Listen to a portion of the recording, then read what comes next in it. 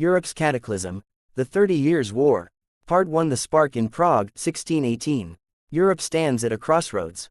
A century after Martin Luther's protest shattered Catholic unity, the continent is divided between Catholic and Protestant states.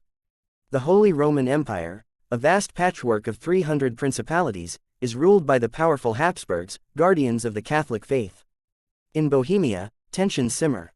Protestant nobles fear Emperor Ferdinand II's ambition to crush their freedom of worship. On May 23, 1618, fury erupts in Prague Castle. A mob of Protestant lords storms the council chamber. With rage and shouts of, "You traitors," they seize two imperial officials and hurl them from a window. This act, the Defenestration of Prague, becomes the spark that sets Europe aflame. The Bohemian Revolt begins, and with it, 30 years of blood and fire. Part 2. The Bohemian Revolt and the Battle of White Mountain, 1618–1620. The rebel nobles crown Frederick V of the Palatinate, a Protestant prince, as King of Bohemia. But Emperor Ferdinand II gathers his forces. The Catholic League, commanded by Count Tilly, marches against the rebels. On November 8, 1620, the two armies meet near Prague, on the snow-covered slopes of the White Mountain. The battle is short and brutal. The Bohemians, poorly trained and disunited, are crushed. Frederick flees into exile, earning the mocking name, the Winter King, for his reign lasted barely one winter. The Habsburgs impose vengeance. Prague's Protestant leaders are executed in the city square. Churches are seized. The dream of a Protestant Bohemia dies. But Europe has only just begun to bleed. Part 3. The Danish King's Ambition, 1625–1629. The defeat of Bohemia terrifies Europe's Protestants. Seeking to halt the emperor's advance, King Christian IV of Denmark, a devout Lutheran, invades northern Germany. At first, hope rises. Denmark's entry might balance the Catholic power. But the emperor now has two formidable generals, Tilly, and a new figure, Albrecht von Wallenstein. Wallenstein is a Bohemian noble turned warlord. With his private fortune, he builds an army of mercenaries, tens of thousands of hardened men who fight not for faith, but for gold.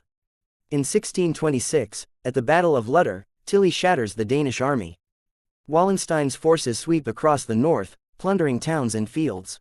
By 1629, Christian IV is forced to sign peace. Denmark's power collapses. The Protestant cause seems doomed, and the Habsburg emperor appears unstoppable. Part 4. The Rise of Wallenstein.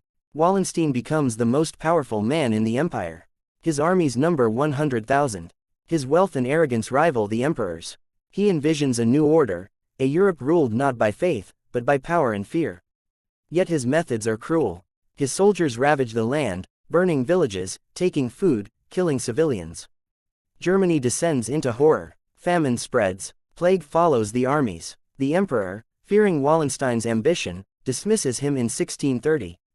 But destiny is already summoning a new enemy, one who will bring both genius and vengeance to the battlefield.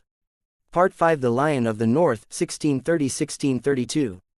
From across the Baltic comes Gustavus Adolphus, the King of Sweden, hailed as the Lion of the North.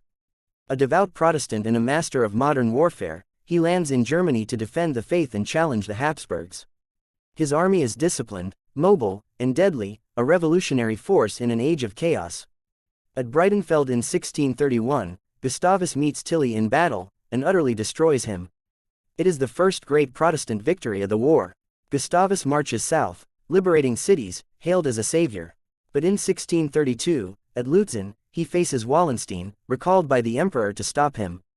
The Swedes win, but Gustavus Adolphus is killed in the fighting.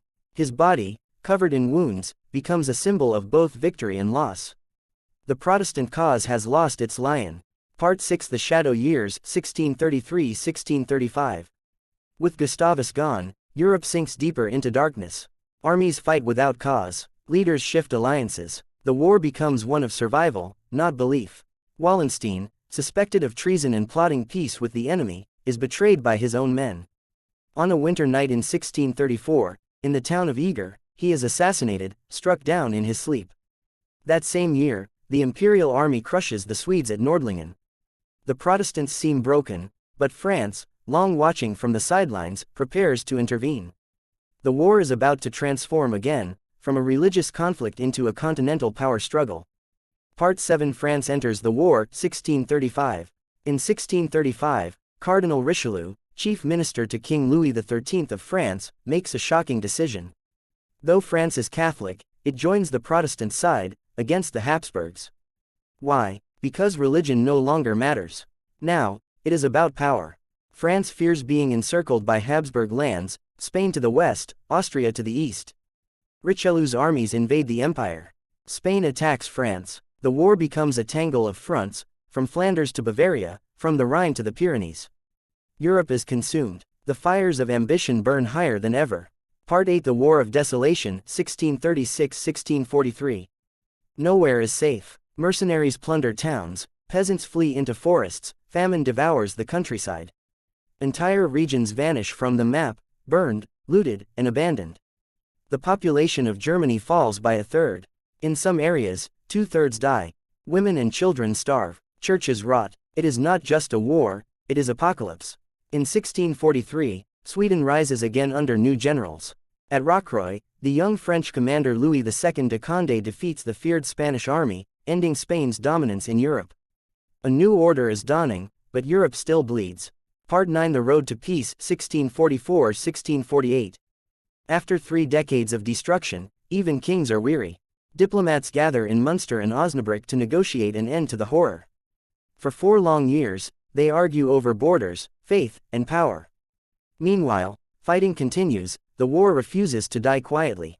But by 1648, exhaustion prevails. The Peace of Westphalia is signed, a monumental treaty that redraws Europe's political and religious map. It recognizes the independence of hundreds of German states. France and Sweden gain territory. The Holy Roman Empire is left fragmented, its power forever weakened. The age of religious wars is over. Part 10: Aftermath. Europe's broken heart. When the smoke clears, the scale of devastation is unimaginable. Over 8 million people are dead, from battle, famine, and plague. Entire towns are gone, their names erased. The 30 Years' War has ended, but it leaves behind a continent scarred and haunted. Yet from the ashes rises something new, the modern system of sovereign states, each free to choose its faith and destiny. Europe will never again be ruled by one emperor or one religion. The dream of unity is gone, but the lesson endures. Faith without tolerance, and power without mercy, can destroy even civilization itself. The 30 Years' War, Europe's cataclysm, its apocalypse, and its rebirth.